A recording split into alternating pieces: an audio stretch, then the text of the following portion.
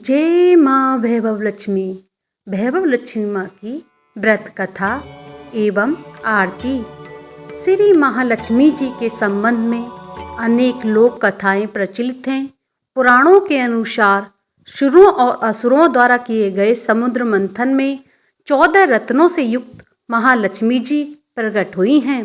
भगवती वैभव लक्ष्मी के स्वरूप। वैसे तो भगवती के अनेक रूप पुराणों में वर्णित हैं, परंतु श्री वैभव लक्ष्मी व्रत के समय श्री यंत्र के साथ इनके निम्नलिखित स्वरूपों का विशेष रूप से ध्यान करना चाहिए। नंबर 1 श्री धन लक्ष्मी माँ। नंबर 2 श्री गज लक्ष्मी माँ। नंबर 3 श्री ऐश्वर्य लक्ष्मी माँ। नंबर 4 श्री आदि लक्ष्मी माँ। नंबर 5 श्री विजय लक्ष्मी माँ। नंबर 6 जय श्री धन्य लक्ष्मी माँ। नंबर 7 श्री वीर लक्ष्मी माँ। नंबर 8 श्री संतान लक्ष्मी माँ। फिर बाद में श्री लक्ष्मी स्तवन पाठ करना चाहिए। या रक्तांभुजवासिनी विलासिनी चंडासु तेजस्विनी या रक्ता रुदिम्बरा हरिशकी या श्री मलोहदिनी या रत्नागर मंथिना प्रगटिता विष्णु से गहनी सा माँ पातु मनोरमा भगवती लक्ष्मी च पद्मावती। लक्ष्मी जी इस स्तवन का हिंदी में भावार्थ जो लाल कमल में रहती हैं, जो अपूर्व कांति वाली हैं, जो ऐसा तेजस वाली हैं, जो पूर्ण रूप से लाल हैं, जिसने रक्त रूप वस्त्र पहने हैं, जो भगवान विष्णु को अति प्रिय हैं, जो लक्ष्मी जी मन को आनंद देती हैं, जो समुद्र मंथन से प्रकट हुई हैं, जो विष्णु भगवान को अति प्रिय हैं, जो कमल से जन्मी हैं और अतिशय पूजनीय हैं, वैसी है लक्ष्मी माँ देवी। आप मेरी रक्षा करें। वैभव लक्ष्मी माँ की व्रत कथा। एक बड़ा शहर था। इस शहर में लाखों लोग रहते थे। पहले के जमाने के लोग साथ साथ रहते थे और एक दूसरे के काम आते थे, पर नए जमाने के लोगों का स्वरूप ही अलग सा है। सब अपने अपने काम में रत रहते हैं। किसी को किसी की परवाह नहीं होती है। घर के सदस्यों को भी एक दूसरे की परवाह नहीं होती है। भजन कीर्तन भक्ति भाव दया माया परोकार जैसे संस्कार कम होते जा रहे हैं। शहर में बुराइयां बढ़ रही हैं। शराब जुआ रेस व्याभिचार चोरी डकैती वगैरह बहुत से गुनाह शहर में होते थे। कहावत है कि हजारों निराशा में एक अमर आशा छिपी हुई होती है। इसी तरह इतनी सारी बुराइयों के बावजूद शहर में कुछ अच्छे लोग भी रहते थे। ऐसे अच्छे लोगों में शीला और उनके पति की गृहस्थी मानी जाती थी। शीला धार्मिक प्रगति की ओर संतोषी थी। उनका पति भी बीवी की ओर सुशील था। शीला और उनका पति ईमानदारी से जीते थे। वे किसी की बुराई करते नहीं थे और प्रभु भजन में अच्छी तरह समय व्यतीत कर रहे थे। उनकी गृहस्थी आदर्श गृहस्थी थी और शहर के लोग उनकी गृहस्थी की सराहना करते थे। शीला की गृहस्थी इसी तरह घुसी घुसी चल रही थी, पर कहा जाता है कर्म की गति न्यारी होती है। विधाता के लिखे को कोई समझ नहीं सकता। इंसान का नसीब पल भर में राजा को रंक बना देता है और रंक को राजा बना देता है। शीला के पति के अगले जन्म के कर्म से भोगने से बाकी रह गए थे। वह बुरे लोगों से दोस्ती कर बैठा। वह जल्द से जल्द करोड़पति होने के ख्वाब देखने लगा। इसलिए वह गलत रास्ते पर चल गया और करोड़पति की बजाय रोडपति बन गया, यानी रास्ते भर भटकते भिखारी जैसी उसकी हालत हो गई थी। शहर में शराब जुआ रेस चरस गांजा वगैरह बानियाँ फैली हुई थीं। उसमें शीला का पति भी फंस गया। दोस्तों के साथ उसे भी शराब की आदत हो गई थी। जल्द से जल्द पैसे वाला बनने की लालच में दोस्तों के साथ रेस जुआ भी खेलने लगा। इसी तरह बचाई हुई धनराशि पत्नी के गहने सब कुछ रेस जुए में गंवा दिए। इसी तरह ये वक्त ऐसा भी था कि वह सुशील पत्नी शीला साथ मजे में रहते थे और प्रभु भजन में सुख शांति में वक्त व्यतीत करते थे। उसकी बजाय घर में दरिद्रता और भूखमरी फैल गई। सुख से खाने के बजाय 2 वक्त भोजन के लाले पड़ गए और शीला को पति की गालियां खाने का वक्त आ गया था। शीला सुशील और संस्कारी स्त्री थी। उसकी पति के बर्ताव से बहुत दुखी होती थी, किंतु वह भगवान पर भरोसा करके बड़ा दिल रखकर दुख सहने लगी थी। कहा जाता है सुख के पीछे दुख, दुख के पीछे सुख आता ही है, इसलिए दुख के बाद सुख आएगा। ऐसी श्रद्धा के साथ शीला प्रभु भक्ति में लीन रहने लगी। इसी तरह शीला ऐसा दुख सहते सहते प्रभु भक्ति में वक्त बिताने लगी थी। अचानक एक दिन दोपहर को उनके द्वार पर किसी ने दस्तक दी। शीला सोच में पड़ गई कि मुझ जैसे गरीब के घर इस वक्त कौन आया होगा। फिर भी द्वारे पर आई। इस अतिथि का आदर करना चाहिए, ऐसे आर्य धर्म के संस्कार वाली शीला ने खड़े होकर द्वारे खोले। देखा तो सामने एक माँझी खड़ी थी। वे बड़ी उम्र की लगती थी, किंतु उनके चेहरे पर एक अलौकिक तेज निखर रहा था।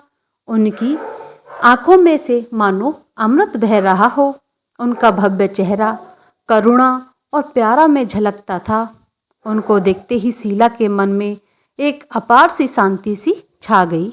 वैसे शीला इस माँझी को पहचानती नहीं थी, फिर भी उनको देखकर शीला के रोम रोम में आनंद सा छा गया। शीला माँझी को आदर के साथ घर पर ले आई।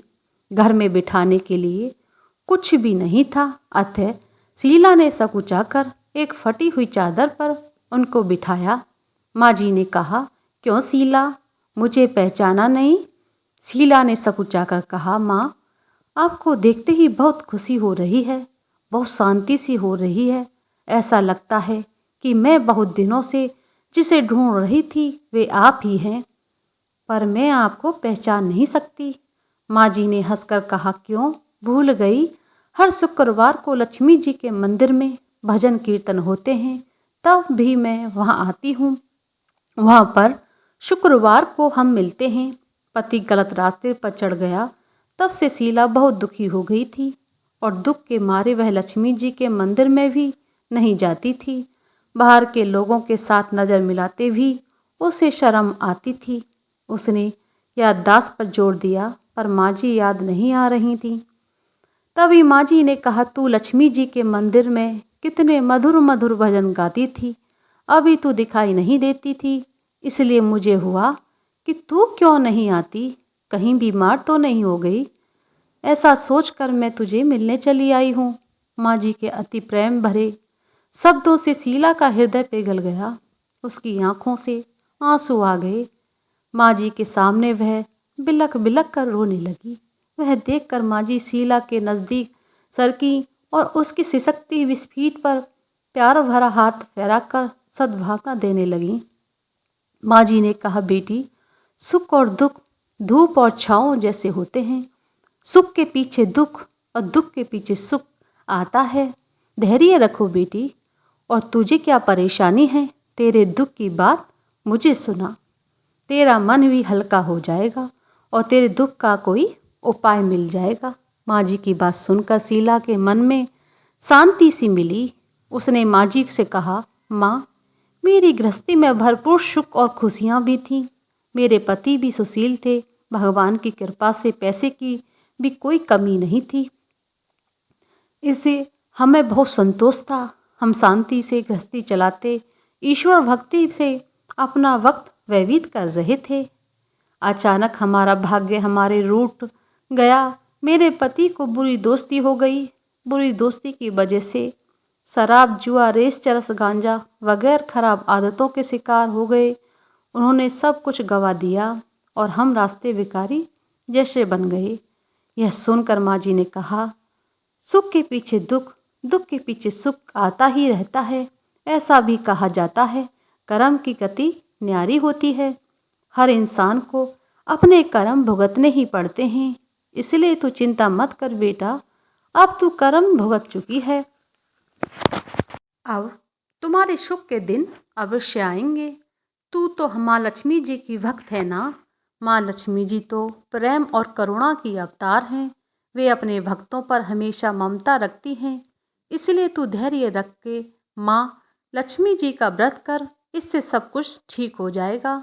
माँ लक्ष्मी जी का व्रत करने की बात सुनकर शीला के चेहरे पर चमक सी आ गई। उसने पूछा, माँ लक्ष्मी जी का व्रत कैसे किया जाता है? वह मुझे समझाइए, मैं यह व्रत अवश्य करूँगी। माँ जी ने कहा, बेटी माँ लक्ष्मी जी का व्रत बहुत सरल है। उसे वरदल लक्ष्मी व्रत या वैभव लक्ष्मी व्रत कहा जाता है। यह व्रत यश प्राप्त करता है। ऐसा कहकर माँ जी वैभव लक्ष्मी व्रत की विधि कहने लगी। बेटी वैभव लक्ष्मी व्रत वैसे भी सीधा साधा व्रत है, किंतु कई लोग वह व्रत गलत तरीके से करते हैं, अतः उसका फल नहीं मिलता। कई लोग कहते हैं कि सोने के गहने की हल्दी कुमकुम से पूजा करो, बस व्रत हो गया। पर ऐसा नहीं है बेटी। कोई भी व्रत शास्त्रीय विधि पूर्वक करना चाहिए, तभी उसका फल मिलता है। सिर्फ सोने के गहने की पूजा करने से फल मिल जाता तो सभी आज लखपति बन जाते। सच्ची बात यह है बेटी, सोने के गहनों का विधि से पूजन करना चाहिए। व्रत की उद्यापन विधि भी शास्त्रीय विधि मुताबिक करनी चाहिए, तभी यह वैभव लक्ष्मी का फल मिलता है। यह व्रत शुक्रवार को करना चाहिए। सुबह में स्नान करके स्वच्छ कपड़े पहनो। सारा दिन मन में जय माँ लक्ष्मी जी, जय माँ लक्ष्मी जी की रटन करते रहो। किसी की चुगली नहीं करनी चाहिए। शाम को पूर्व दिशा में मुंह रख सकें, इसी तरह आसन पर बैठ जाओ। सामने पाटा रखकर उसके ऊपर रुमाल रखो। रुमाल पर चावल का छोटा सा ढेर करो। उसी ढेर पर पानी से भरा तांबे का कलश रखकर कलश पर एक कटोरी रखो। उस कटोरी में एक सोने का गहना रखो। सोने का ना हो तो चांदी का भी चलेगा, चांदी का ना हो तो नगद रुपये चलेगा।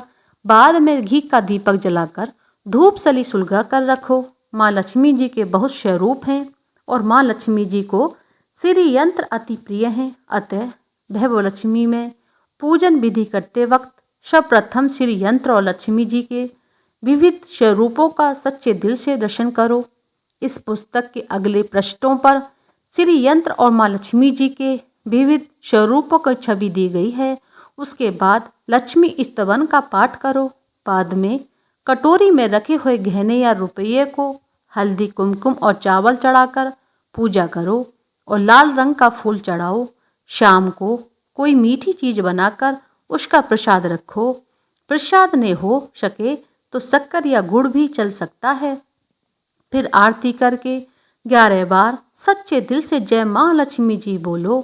बाद में 11 या 21 शुक्रवार ये व्रत करने का दृढ़ संकल्प माँ के सामने करो। आपकी जो मनोकामना हो वह पूरी करने को माँ लक्ष्मी जी से विनती करो।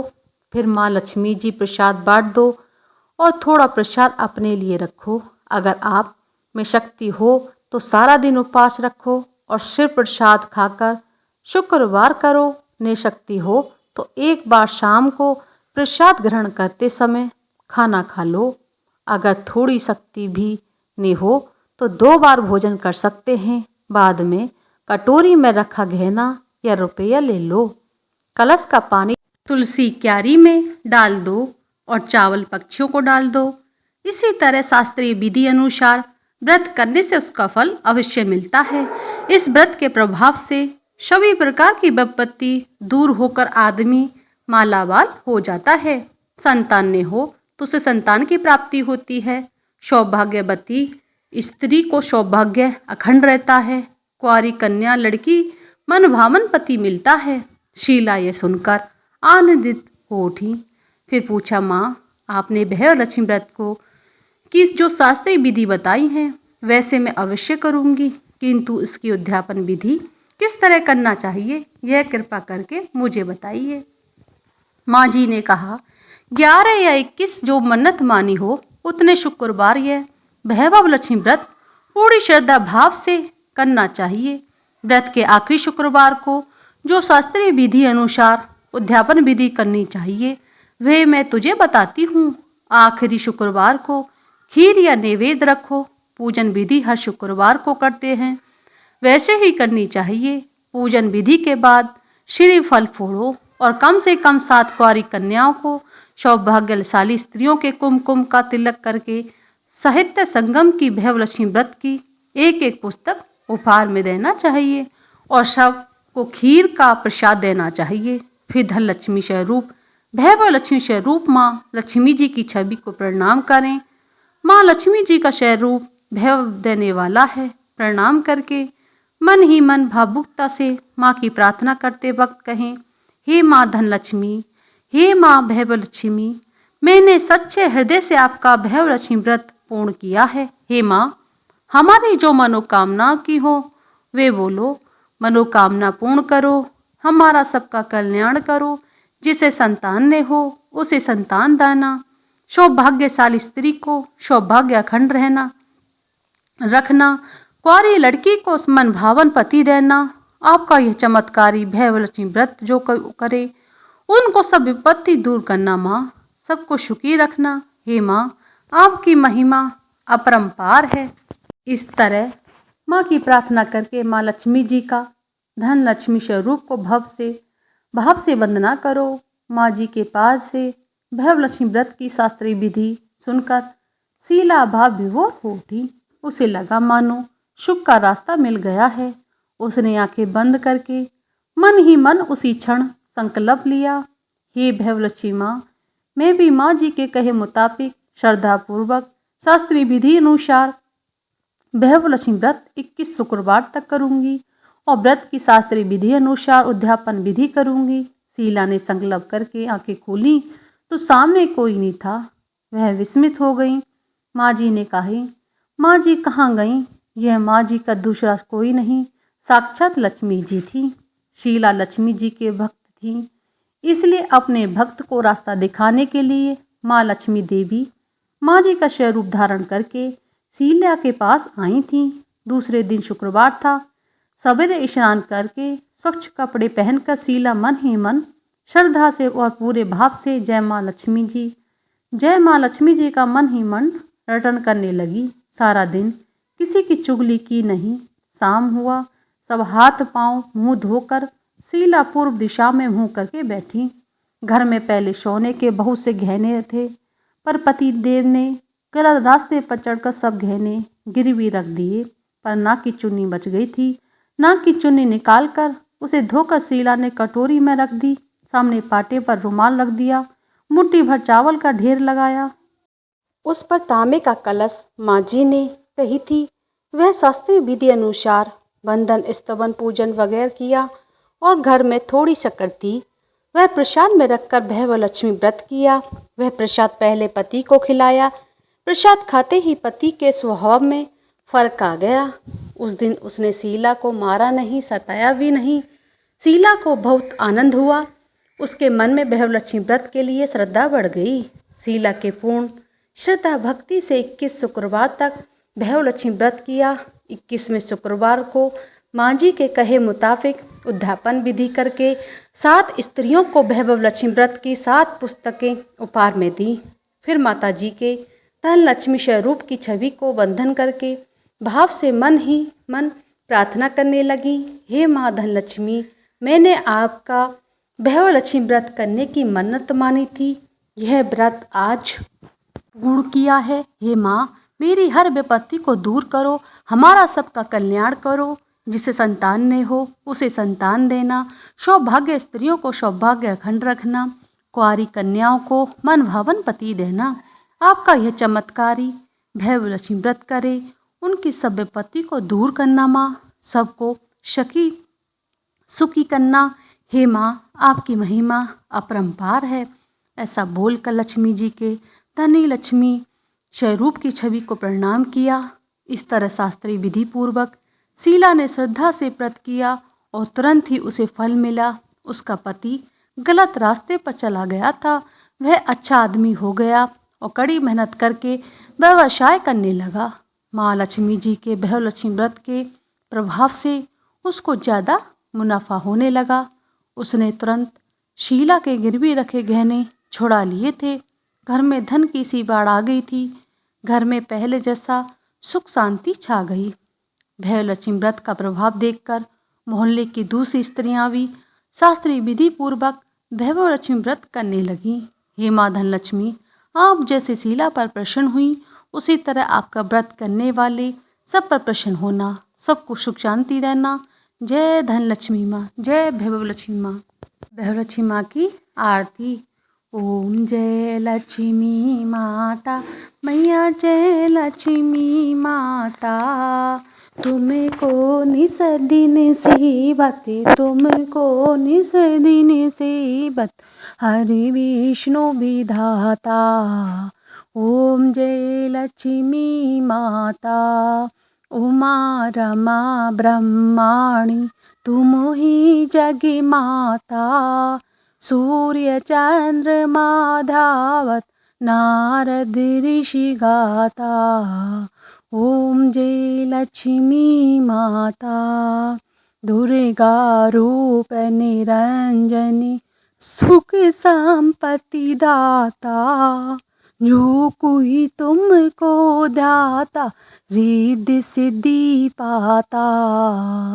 ओम जय लक्ष्मी माता, तुम्हें पाताल निवासिनी, तुम ही शुभदाता, करम प्रभाव प्रकाशिनी, भवनिधि की त्राता।